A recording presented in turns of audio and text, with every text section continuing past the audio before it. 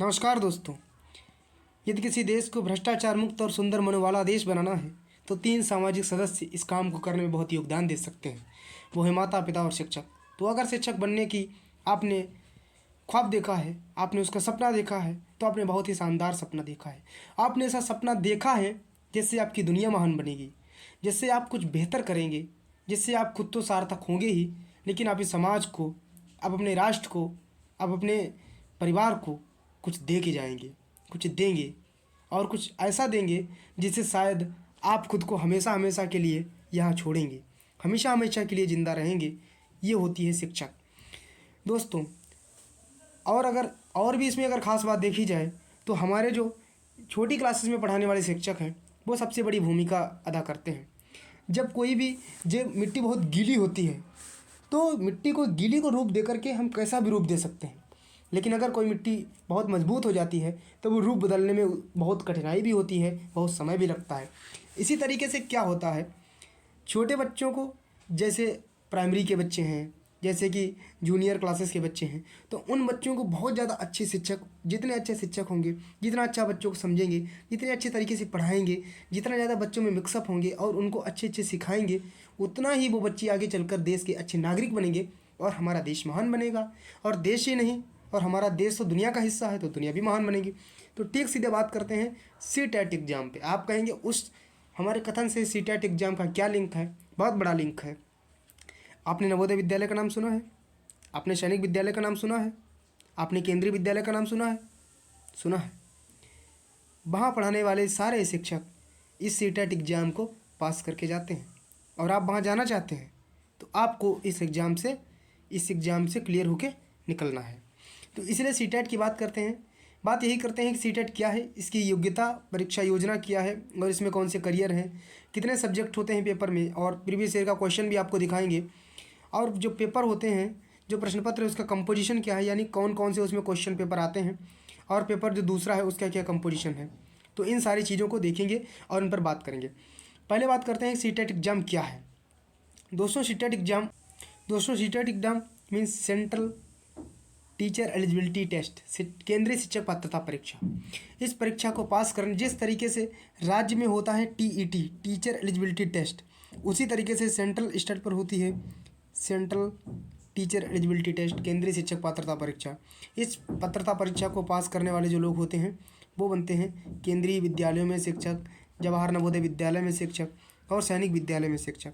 ठीक है। तो ये क्या है, ये सी टेट एग्ज़ाम है, टेट की तरह है। और इस एग्ज़ाम को जो क्लियर करते हैं तो आप जो मार्कशीट बनती है वो 7 साल तक वैलिड रहती है। ठीक है। तो इसमें क्या है, आप जैसे सोच रहे हैं कि मुझे क्लास 1 to 5 पढ़ाना है या मैं जूनियर क्लासेस में 6 से 8 में पढ़ाना है, तो अगर आप 1 से 5 में पढ़ाना चाहते हैं तो उसका आपको एक पेपर देना होता है, और दूसरा पेपर जो होता है वो 6 से 8 पढ़ाने वाले जो होते हैं, जूनियर में अगर पढ़ाने का आप रखते हैं कि मैं जूनियर में पढ़ाऊँगा तो आपको 6 से 8 का पेपर देना होता है। तो इसमें 150 क्वेश्चन होते हैं इन दोनों पेपर्स में। ठीक है। और 230 यानी 2.5 घंटे का दोनों में टाइम होता है। इस टाइम में इस पेपर को सॉल्व करना होता है। निगेटिव मार्किंग नहीं होती है इसमें। योग्यता इसकी क्या है, योग्यता ये है ग्रेजुएशन प्लस आपके पास बीएड होना चाहिए और 12th में आपके 60% मार्क्स होने चाहिए। ठीक है। और मिनिमम एज 18 साल है और अधिकतम एज इसकी तय नहीं की गई है। ठीक है। तो इस तरीके से ये योग्यता है। और ये पेपर अगर मान लो आप सोचते हैं कि नहीं मैं प्राइमरी में मुझे मौका मिलेगा तो मैं प्राइमरी में पढ़ाऊँगा, जूनियर में मौका मिलेगा मैं जूनियर में पढ़ाऊँगा, दोनों में मुझे मौका मिल जाएगा मैं दोनों में पढ़ाऊँगा, तो आप दोनों पेपर देंगे। सामान्यतः यही होता है, लोग दोनों पेपर को देते हैं और दोनों पेपर देने के बाद में वो अपना इस तरीके से इसमें फॉर्म फिल करते हैं और वो टीचर बनने का आगे बढ़ते हैं इसकी रास्ता। परीक्षा योजना इसकी क्या है, इस परीक्षा को आयोजित कौन करना है, सीबीएसई बोर्ड इस परीक्षा को आयोजित करता है। CTET.nic.in यहाँ पर जाकर के आप फॉर्म फिल कर सकते हैं। लगभग 1,1200 फीस होती है। एक पेपर की आप देंगे तो 1,000 रुपये फीस है, 2 पेपर की 1200 रुपये फीस है। सॉरी 12,000 नहीं 1200, इतनी ज़्यादा फीस होगी तो फिर टीचर कैसे फॉर्म डालेंगे, मतलब नहीं डाले, कोई भी नहीं डालेगा ना। तो 1200 रुपये 2 पेपर की होती है। ठीक है। अच्छा, इसमें करियर क्या है, करियर के इसमें ऑप्शन ये हैं, करियर के ऑप्शन इसमें ये हैं कि जैसे जो हमने बताया कि सैनिक विद्यालय हैं। ठीक है। सैनिक विद्यालय के बाद जो केंद्रीय नवोदय विद्यालय हैं, जो केंद्रीय विद्यालय हैं, तो उनमें आप टीचर बन सकते हैं। ठीक है। तो जो नवोदय विद्यालय हो गए तो उनमें आप बन सकते हैं, जो केंद्रीय विद्यालय हो गए, ठीक है, उनमें आप बन सकते हैं, और जो सैनिक विद्यालय हो गए उनमें आप टीचर बन सकते हैं। तो उनमें आप उसमें जब टीचर बनेंगे तो आप पता लगा राजस्थान के रहने वाले हैं, आपका मन है कि मैं मध्य प्रदेश पढ़ाऊँगा, मध्य प्रदेश के विद्यालय में पढ़ा रहे हैं, आप पश्चिम बंगाल में पढ़ा रहे हैं, तो केंद्रीय विद्यालय उनका पूरा देश में नेटवर्क होता है, पूरे देश में है। तो आप एक देश के लिए, एक देश के एक हिस्से में काम कर रहे हैं, एक देश का हिस्सा बेहतर बना रहे हैं, बुन रहे हैं, तो इसका आपको सुख मिलता है। कितने सब्जेक्ट होते हैं इस पर बात करते हैं। कितने सब्जेक्ट होते हैं इसमें? जो सब्जेक्ट होते हैं वो होते हैं, इसमें सब्जेक्ट होते हैं जैसे भाषा का एक होता है, तो उसमें अंग्रेजी, हिंदी, ठीक है।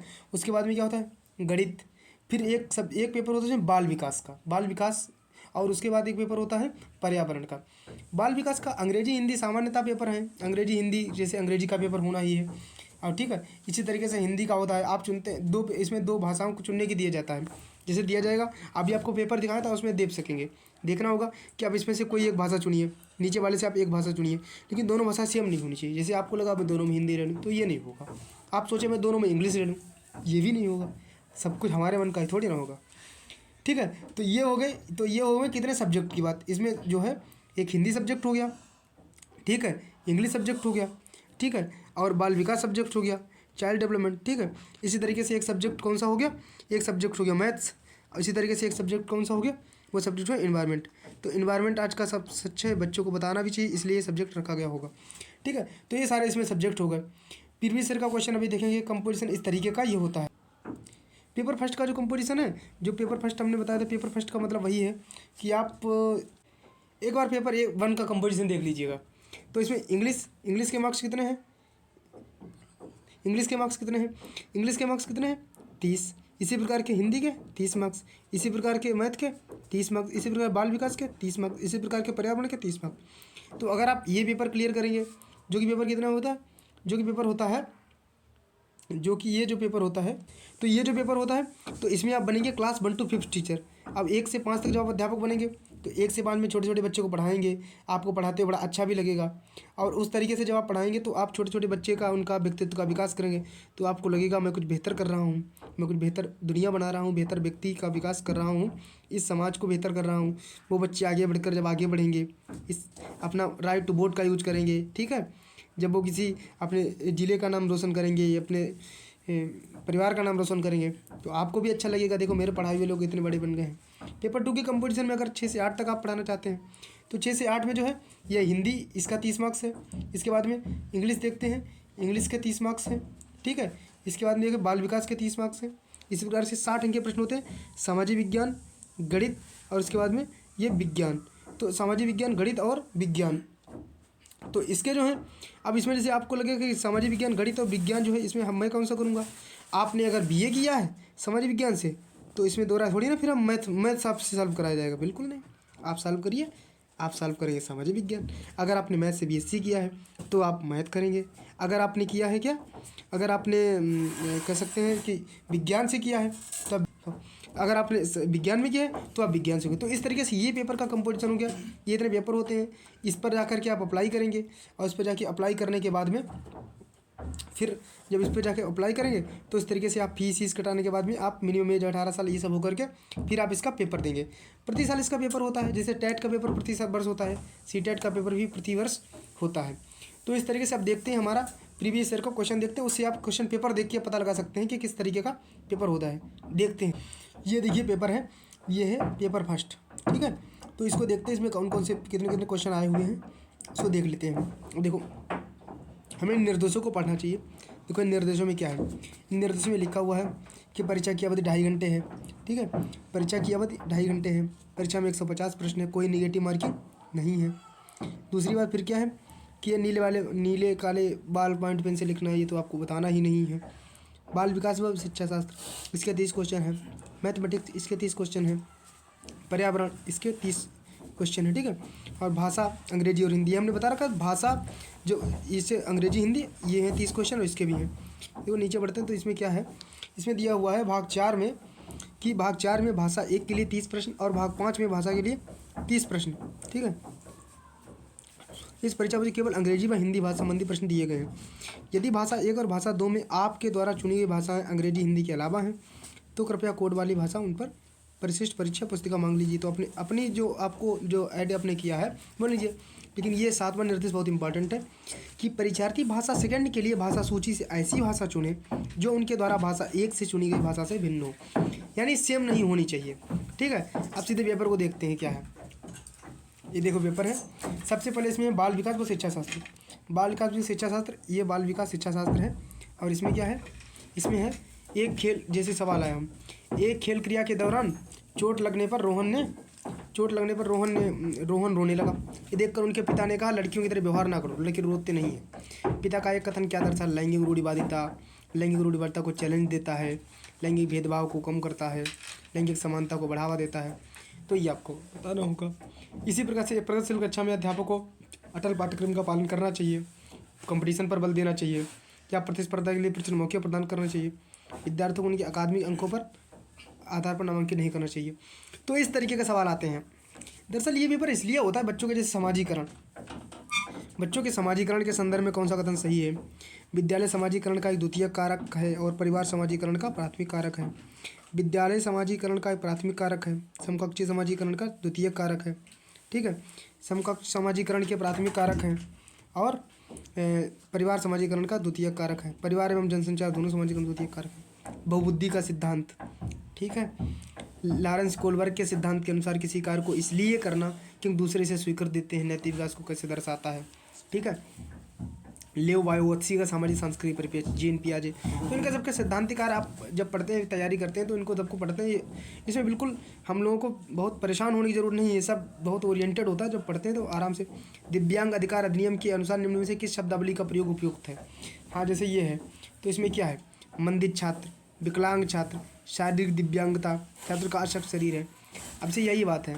अब जैसे आपने एक सुना होगा, जैसे एक सरकारी की योजना चलती है, उसका नाम है आकांक्षी जिला कार्यक्रम। ठीक है, आकांक्षी जिला कार्यक्रम क्या है, जो हमारे ज़िले के, जो हमारे देश के सबसे पिछड़े ज़िले हुए हैं, ठीक है, उन पिछड़े हुए ज़िले में उनका विकास करने के लिए योजना चल रही है। अच्छा, हम उनका ना पिछड़ा जिला कार्यक्रम भी तो कर सकते थे, लेकिन हमने नहीं किया। हमने किया आकांक्षी जिला कार्यक्रम। जैसे कोई व्यक्ति अगर कमज़ोर है तो दो नाम हो सकते हैं। हम कहें इस कमज़ोर व्यक्ति की सहायता करो, या हम कह सकते हैं इस व्यक्ति की जो शक्तिशाली बनने में, मतलब शक्तिशाली बनने में थोड़ी और ज़्यादा सहायता की ज़रूरत है। तो शक्तिशाली बनने के, तो हम ऐसे पॉजिटिविटी वाला शब्द यूज करें जिसमें अच्छी भावना है। उसी बात को हम दूसरे तरीके से कह सकते हैं। आप विकलांग कहेंगे, विकलांग का मतलब इसका एक अंग कमज़ोर है।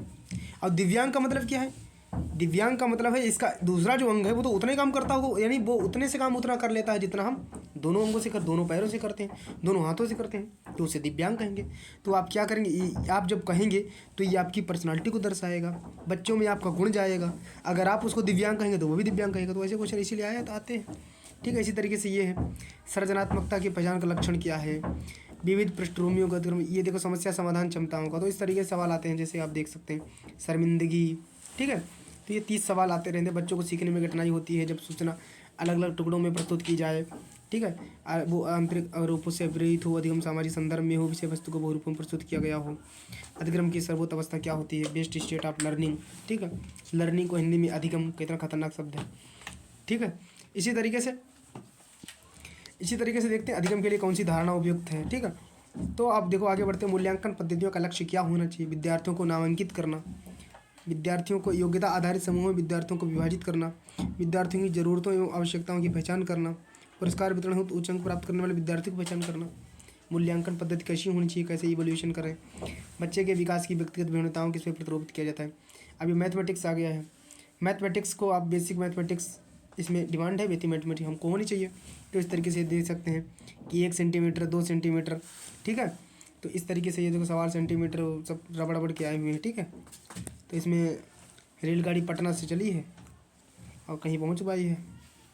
योग्यता में क्या घटाना होगा, लीटर, ये वाले सवाल आते हुए हैं। ठीक है, टैक्सी, तो ये सारे सवाल 30 क्वेश्चन आते हैं। 30 क्वेश्चन के लिए तैयारी होनी चाहिए और फिर हम इसको 30 क्वेश्चन को करते हैं। अब इसी तरीके से आगे बढ़ते हैं, फिर देखते हैं कौन सा। तो ये पूरा पेपर में यही 5 पोर्शन हैं। बाल मनोविज्ञान, जो बाल मनोविज्ञान इस तरीके से वो समझते हैं। जैसे कोई बच्चा है और उसने कुछ बेहतर किया तो हमने क्या किया, हमने कहा शाबाश, हमने उसको गुड दे दिया, तो उसकी प्रेरणा बढ़ी।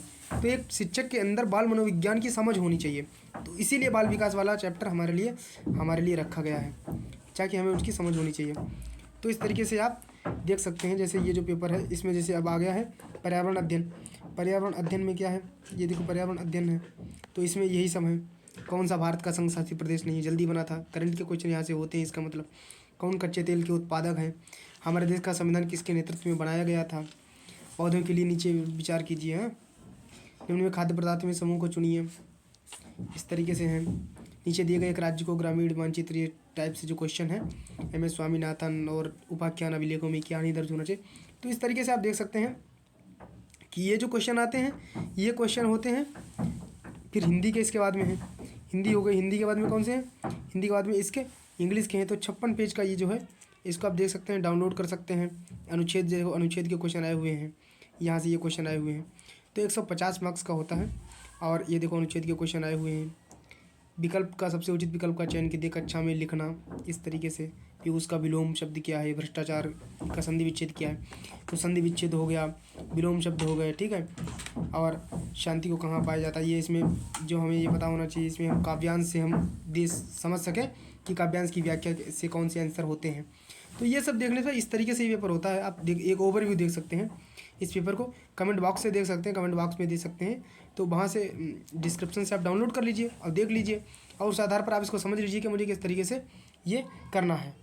तो ये एक ओवरव्यू था इस पेपर के बारे में कि इस तरीके से आप सीटेट अगर एग्जाम दे रहे हैं तो आप इस पेपर को देखें। इस पेपर से देख कर आप ट्रेंड एनालिसिस करें कि इससे क्वेश्चन आते हैं और क्या चीज़ पूछा जाता है, मुझे किस पर मेरी कौन सी वीकनेस है, कौन सी मेरी मजबूतियाँ हैं, मैं उसको और मजबूत बनाऊँ, अपनी कमजोरियों पर काम करूँ, उनको भी मैं अपने पक्ष में करूँ। तो इस तरीके से आप इसको क्वालिफाई करेंगे, बेहतर करेंगे। और एक शिक्षक की जो भूमिका है, जितनी बड़ी उसकी भूमिका होती है कि शिक्षक, जैसा कि कहा जाता है कि मोमबत्ती की भांति होता है ना, जो खुद को जो है जलाता है लेकिन बच्चों को प्रकाशित करता है।